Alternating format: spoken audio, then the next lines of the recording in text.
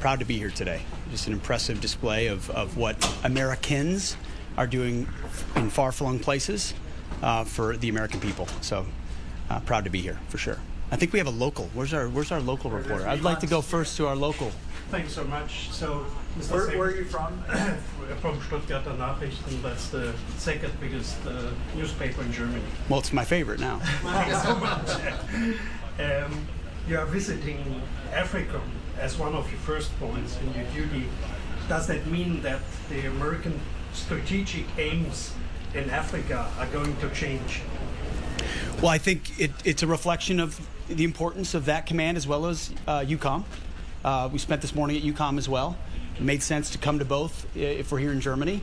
But it's also a reflection that, the PRC's intentions are pernicious, not just in their part of the world, but also in South America and on the African continent.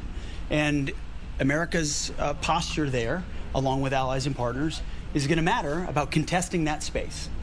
So it certainly remains a priority. You saw the strike in Somalia on February 1st. That, as we talk to the command, that's a reflection also of pushing decision authority down, untying the hands of warfighters who, in the previous administration, made multiple requests and were often denied for that kind of kinetic action, or the decision had to be made at the White House when it should be made at the 4-star level or at the Secretary of Defense level more quickly based on the ability to degrade the enemy. So this is a very important part of the world for us. The President feels that way as well, and we're honored to be here. Thank you.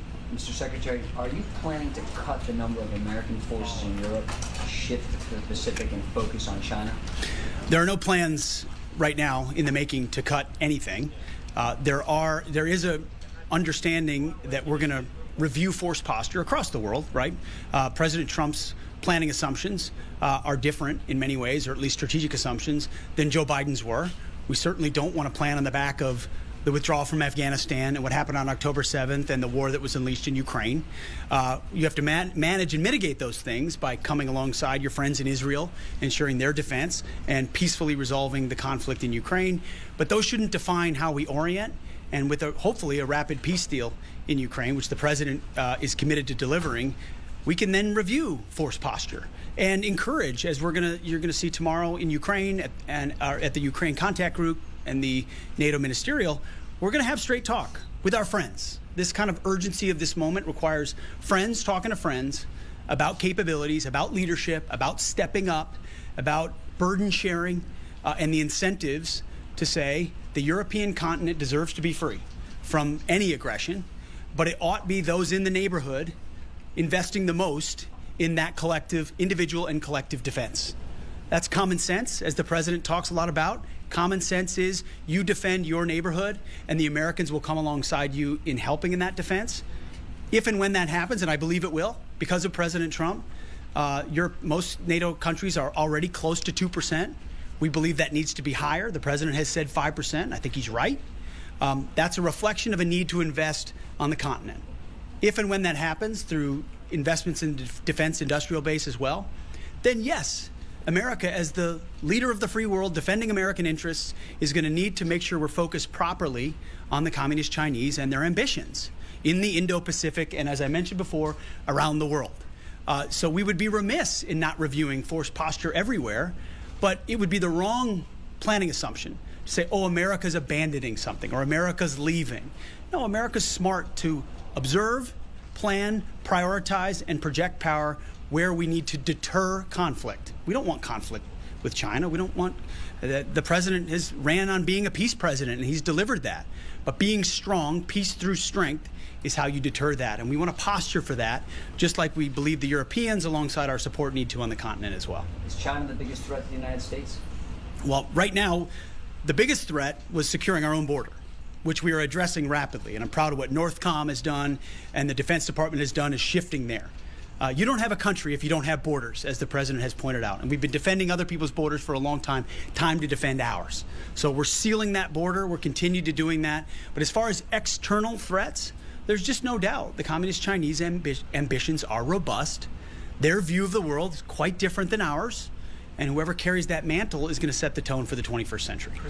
You made a point to do PT with 10th group this morning on very little sleep. Why was it so important for you to do this? And tell us about the workout. I did do PT with the troops this morning.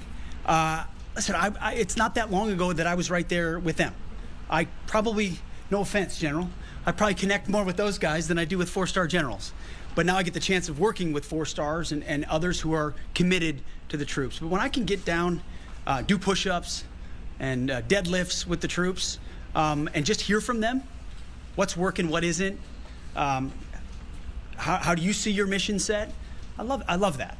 So there was never a doubt, even though we got in at 2 in the morning, that we were getting up a couple hours later to go do PT. It's a reminder that you guys, the press in Washington, might think I'm young, but in military terms, I'm old. And that showed this morning with these young guys who ran circles around me in that parking lot. Secretary Hegseth. Then Zach. Go ahead. Thanks for doing this. You mentioned earlier that President Trump wants NATO countries to spend 5% of their GDP on defense. Do you think the U.S. should also spend 5% of its GDP on defense? Well, I think the U.S. needs to spend more than the Biden administration was willing to, who historically underinvested in the capabilities of our military. So the president is committed, as he was in the first term, to rebuilding America's military by investing. And you're going to see that in the conversations on Capitol Hill. We've already been intimately involved with the folks on HASC and SASC and the appropriations, talking about the capabilities we're going to need, not just next year and the year after that or for the next 4 years, but for power projection going forward. And then the reforms needed to make sure that every dollar goes further. Now, at a minimum, we should not go below 3%. That's a view I know the president shares. But as far as going forward in that, those are decisions he will make based on my consultations with him. Listen, any defense secretary would be lying if they said they didn't want more. You always want more, but we live in fiscally constrained times where we need to be responsible with taxpayer dollars. We're $37 trillion in debt. That's a national security liability as well. So we're going to work with Capitol Hill. The president's going to lead the way on making sure the troops have the resources they need and that we truly rebuild our military just like President Trump did in the first term. And President Biden vowed against sending U.S. troops into Ukraine. Would you be open to sending U.S. troops into Ukraine to track weapons shipments? We are not sending U.S. troops to Ukraine. You've talked about wanting to welcome Elon Musk and Doge into the Pentagon potentially in the next few weeks. Do you expect him to start unilaterally cutting programs and contracts the way he's done at USAID and other agencies? And are there any limits or supervision you'd want to place on his team given his conflicts of interest with the Pentagon? Well, we've been in touch with, I've been in touch with Elon Musk, who's a great patriot, interested in advancing the America First agenda, knows that President Trump got 77 million votes and a mandate from the American people, and part of that is bringing actual business-like efficiency to government, hence what Doge is doing. We've been talking to them in partnership with them, and as I said on social media, we welcome Doge to the Pentagon, and I hope to welcome Elon to the Pentagon very soon, and his team, working in collaboration with us. There are waste, redundancies, and headcounts in headquarters that need to be addressed. There's just no doubt. Look at a lot of the climate programs that have been pursued at the Defense Department. The Defense Department is not in the business of climate change, solving the global thermostat. We're in the business of deterring and winning wars. So things like that we want to look for to find efficiencies, and many others, the way we acquire weapon system, procurement. There's plenty of places where we want the keen eye of Doge, but we'll do it in coordination. We're not going to do things that are to the detriment of American operational or tactical capabilities.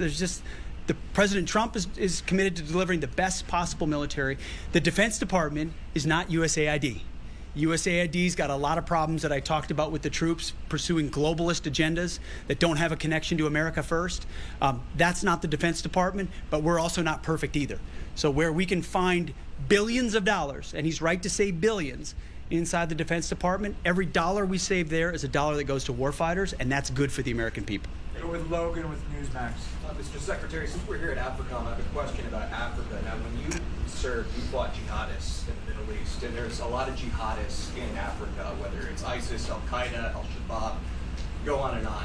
How do you plan to handle that threat? I'm not saying put troops on the ground in Africa to fight them, but are you concerned that there could be some sort of cell that might be plotting attacks against other parts of the world, trying to recruit soldiers because it's Africa with a growing population? How concerned are you about the jihad threat in Africa today? Definitely concerned. I mean, anybody of my generation that served in Iraq and Afghanistan or been a part of post 9/11 understands the threat of global jihad, especially the desire to export that against our allies in Europe or Israel or certainly the United States of America. So the counterterrorism threat focused on those who would seek to do us harm is of the highest priority, which is why you saw what AFRICOM did so well in that strike in Somalia. Where we see those growing, plotting, or planning with increased capabilities, we will strike. And that pertains to Islamist organizations all across the continent. But it also, we have to work with partners and allies. I mean, foreign internal defense and security force assistance. I was with Green Berets this morning. You know, we think of Green Berets in the context of post 9/11, right? Kicking down doors, and they're really good at that. But what they're best at is doing security force assistance and foreign internal defense, where they work with local security forces to build up their capabilities so that it's indigenous forces fighting Islamists because they want to secure their country as well. And AFRICOM is very directly committed to doing that. That's a mission very much worth resourcing. And Africa is very much the front lines of a fight from Islamists. You've got Christian populations that are under siege in Africa and have been ignored for far too long.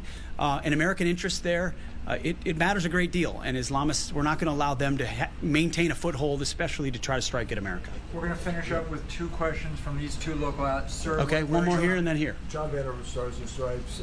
Also related to AFRICOM and Somalia, during the end of President Trump's first term, he elected to pull forces out of Somalia and switch to more of a rotational concept. President Biden sent troops back in there on a full-time basis. What's your vision going forward for Somalia? Do you want to maintain troops there continuously, or are you looking more towards pulling them back? Well, I mean, I want to listen to the commanders on the ground, first and foremost, as does the president. I mean, he's charged me with, hey, give me your best advice, but also keep your ear to the ground of what's most effective. But he's also been very clear that we're not trying to have American boots all over the globe. Where we can do counterterrorism effectively over the horizon, that's the preference. But we'll review the force posture there with the generals doing the heavy lifting and take it into consideration, no doubt. But thankfully, we had the intelligence capabilities to do the kind of strike that we saw, and we believe we can do more of that. Franz, last question. So you renamed the name of Fort Liberty into Fort Bragg, and you honored a private first class who lost his life for liberating Germany. What does that mean for the U.S. forces? Well, first it means Bragg is back. It means the legacy of an institution that generations of Americans have mobilized through and served at is back. I mean, it's a shame what was done to vets, service members, their families, who were born there, deployed out of there, lived there, I was with airborne troops here, some of which spent 25 years at Fort Bragg. I never called it Fort Liberty because it wasn't Fort Liberty, it's Fort Bragg. And so I was honored to be able to put my signature on that. By the way, with the support of the President of the United States, who set the tone on this and said, I want Fort Bragg back. And we're honored to support a private first class who received a Purple Heart and the Silver Star at the Battle of the Bulge. We're honoring a private first class, and I'm proud that we have a Marine Corporal as the Vice President of the United States too. Junior enlisted have never seen better days.